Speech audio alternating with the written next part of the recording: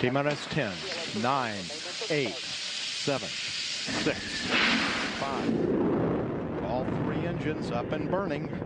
2, 1, 0, and liftoff. Coach on Fire Radio. I am the tiger, dancing through the fire. I am the champion, and you're gonna hear me roar. Hey everyone, and welcome to episode 2 of Get Up and Grow. Thank you for joining me. I hope you enjoyed episode 1. If not, please go back and listen to it again if you haven't had the opportunity. But today is another great day, another great topic with another great guest. With me, I've got Veenu Keller. Say hi, Veenu. Hello. It's such an honor to be here, Tony. Thank you so much for this opportunity. Absolutely. The honor's all mine. So last time we spoke about relationships, and today we're going to speak a little bit. It's about relationships, but it's a different component. Today we're going to speak about our children and some of the challenges that we have with, and when I say we, I mean as a society, not just necessarily my children and Veenu's children. Certainly, that's where we kind of, those are the testing grounds, so to speak, and where we learn and where we, get up and grow after falling. So today's topic is going to be about children, about, young children all the way to their teenage years and some of the challenges that we face along the way. So before I unleash Veenu on everyone, I'm just going to share a little bit about Veenu. Aside from my being friends with Veenu for the last 10 plus years, probably much better than 10 years, actually, we're both involved with our own personal growth and improvement via Tony Robbins. And that's how we met many years ago. But let me just tell you a little bit about her specifically. For the last 18 years, Veenu has worked with teens and adults to inspire them to believe in themselves and to know that they always have a choice. Veenu has spent the last 2 decades working with at-risk teens, children with disabilities, and parents of children with behavioral issues. Veenu has graduated with honors with a bachelor's in psychology. She's also a certified life coach and is certified Infant-Toddler Family Specialist. As a life coach, Veenu specializes with working with kids, teens, and adults to help them see where they are, where they want to be, and to help bridge that gap. Drawing upon her experience, professional and personal, Veenu has created a 4-day program called In-Home Turnaround. This program allows Veenu to move in with the family for 4 years and help bring peace back into the home and help the parents take back charge, to be back in charge with their kids, and to create a more passionate relationship between the parents themselves that sometimes can get lost with what happens with our children. Veenu is also a best-selling author. She's written 2 books, Bully Proof, Unleash the Hero Inside of Your Kid, as well as her number 1 best-selling book, Numb. If you haven't experienced Veenu or any of her work, by all means, go online, go on to Amazon, which is where I tend to get a lot of my books, and look her up. She's fantastic. So without further ado, I'll let Veenu tell you a little bit about herself, and then we'll kind of get into our talk today. Well, what's great, Tony, thank you for the introduction, but I definitely do not move in with anybody for 4 years. I think my family would I think my husband would leave me. I think my kids would be like, where's my mom? 4 days. 4 days. 4 days. I moved in for 4 days. That's great. It's funny though, because after 4 days, I come back home and my husband's like, hey, we need some V in this house, My husband, he likes to do the whole free range parenting. And, so yeah, they kind of need me here. So thank you again. This is such an honor. My work, my life, my passion is impacting other people's lives, using the gift that God's given me in order to improve upon other people's life as well as my own. I feel like, I love your topic, get up and grow, because I feel like that's what we're constantly doing. If we're not growing, we're dying. And I look at all the numerous quote unquote failures I've had in my life, right? And I celebrate them, because if it wasn't for them, I wouldn't be who I am today. If it wasn't for raising kids by myself, then as a single mom, then I would never be able to have this amazing program that I have now. It's all through everything I've learned through training, schooling, and being a parent. I have 6 kids. The oldest is 24, who blessed me with a granddaughter almost a year ago. And I have a 20-year-old, and my stepdaughters are 14 and almost 11. And then my husband and I have 6-year-old twins that are boy and girl.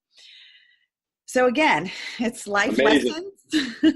Absolutely. Listen, that's how we learn, right? We learn from making mistakes and from failing and from getting up, and that's how we grow. We grow through challenges, through adversity, and there's no better lesson than when you're going through them yourselves and when you make your own mistakes. And I'm a big believer in when you figure something out, or you learn how to do something a little bit more effectively, it's our responsibility to society, right? To share that with our friends, with our colleagues, and with as many people as we possibly can, which really is the basis for this podcast. So again, I thank you for coming on here. And the reason that you, and again, you were on my list of hosts, of guests rather, you came on at this point because 2 days ago I was having a conversation with a friend of mine who was telling me she was having some challenges with her teenager. And I started sharing a story with her and expressing to her that, it's not necessarily the child being mean or cruel or whatever it is.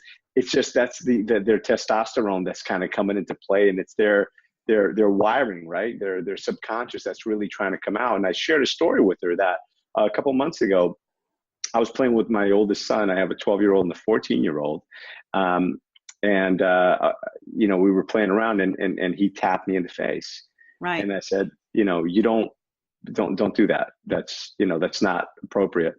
And later on that day or the following day we were doing it, he tested me again. So I grabbed his hands a little forcefully. I said, listen, you do not get to do that to me. I'm your father. Respect. And that's disrespectful. Now, I did that, because growing up, had I done that to my father, that was not something that you did. I might be hospitalized. Okay. Right. So, but the reality of it is, we are a compilation of our life experiences, right? So we learn and we grow through what we go through. And I learned, one of the things I learned is how not to react, how not to be to my son. So I told him, I said, you don't get to do that. And very much like a tree, when a tree is small, we had this conversation the other day, Veenu, is, when it starts to grow and it starts to grow crooked, you have an opportunity to stabilize it. Right. And you've got to put a lot of pressure on one side, the side that it's trying to pull away from. The other side's got to be loose. And as you beautifully put it the other day, one side's got to be the tough side, and then the other side's got to be the love. So you've got to be something that's going to hold them tight, but there's going to be a little leeway for him to grow and to grow straight. So right. I think that's an important component of it. And I just wanted you to chime in on that, because certainly you're the expert on this. Right. I've said too much already. No, like hearing that, like absolutely, we can look at hormones, we can look at testosterone. It's like we're always looking for that excuse of why our kids behave somewhere. And honestly, when you look at a child from like 18 months to like 5 years, they are testing the waters. You tell them not to touch the hot stove, they're going to touch the hot stove. They want to see, like, why are they telling me I can't do it? They have to create, it's a milestone. They have to create their own way of self-soothing. They have to create their own way, like, what is a power struggle with you? And now when you go into being a teenager from like 12, 13 to like 17, 18, these kids are going to do it again. And I honestly believe that your son was just doing that, testing the waters again. Like, how far can I go? Like, his masculinity is coming out now. And of course he's going to challenge the masculine man in his house, right? Because he wants to see, like, what are my guidelines? Where's enough is enough, And it's kind of like your face is the hot water and you said, don't touch it. And he touched it. And and he got burned, and now he won't do it again. But I want to play devil's advocate. What would have happened if you were like, don't do that? He would have done it again, right. Because he would have taken that as an opportunity to say, maybe I am in charge.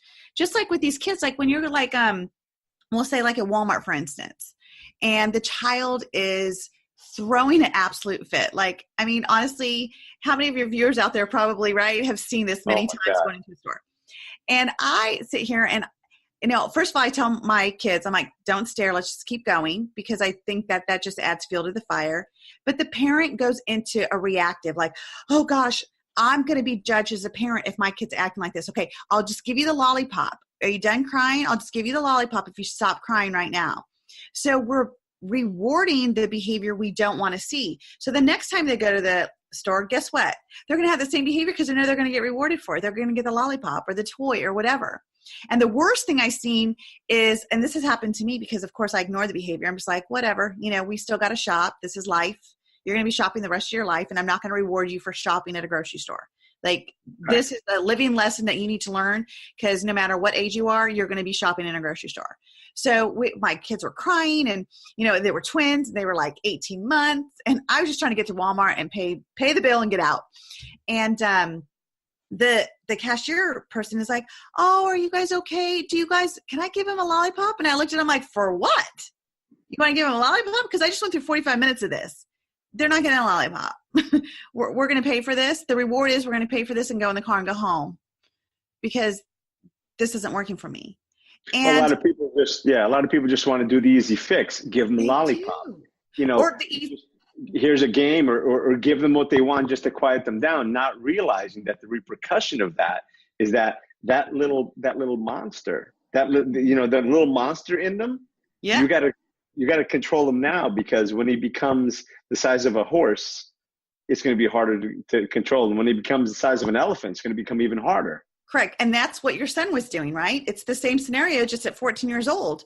He was seeing like if he was going to get the lollipop, as the metaphor, by you just chuckling it off and joking about it and making it okay. It's not okay. So, the one big thing in life for all of us is to realize that we have a choice. There's two choices in life. One choice is going to give us consequences. One choice is going to give us rewards. And it's never too young to teach your kids this.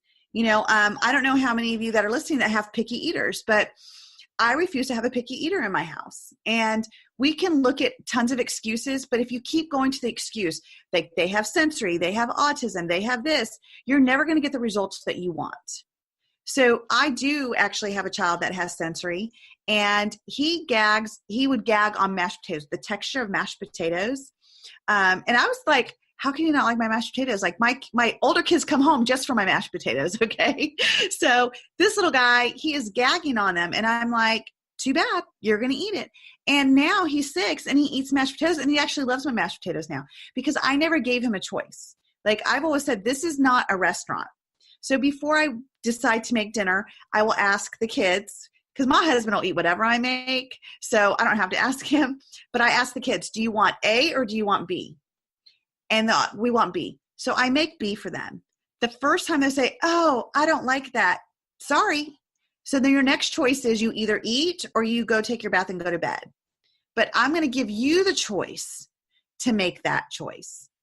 And I'm going to tell you, Tony, I think one time my son just threw an absolute fit. So I didn't talk to him. He knew what the choices were. I took him to bed and he didn't eat. And my husband's like, oh, he's going to be hungry. He's going to be starving. I said, well, I guess tomorrow he'll eat his dinner then. Like he had the choice and he made it. And we're talking like 4 or 5. I'm not talking like 18 months. And he's never done that. Now all I have to do is say, Samuel, what are your 2 choices? And I ask him, because by asking questions, I know his brain is learning it. His brain is comprehending it when he could tell me the answer. So anytime, he's my one that I have a little, like I said, because of the sensory, I have a little issues with sometimes. I said, Samuel, what are your 2 choices? And he says, I either eat what's on my plate or I go take my bath and go to bed. I said, great. So what choice do you want to make? And he says, oh, okay, fine. I'll eat my dinner. And there's not a problem. So imagine if you're installing these choices like about 18 months, 2 years old. And of course, at their level, think about when you use this when they're 7, 9, 10, 14, 16, 18. They're always going to be thinking in themselves, like, is this a good choice? So when they come to like, hey man, do you want to take a drag off the cigarette? The first thing that we've trained their brain is to ask themselves, am I making a good choice? Now, that's not saying that they're not going to be like, this is like the worst choice ever, but yes, I like a drag off that cigarette. But you know what? How many, like Tony, with you personally, like how many times have you made mistakes, like going back to our teenage years, and you think like, wow, this was the stupidest thing I've ever done. And then 3 years later, you're like, I'm so glad I made that choice. Sure. We all make countless mistakes, right? I mean, the reality of it is, and we had this conversation as well, you know, kids wind up doing, trying different things, smoking as an example. You know, they do it. It's a social thing. So that's why it's important to kind of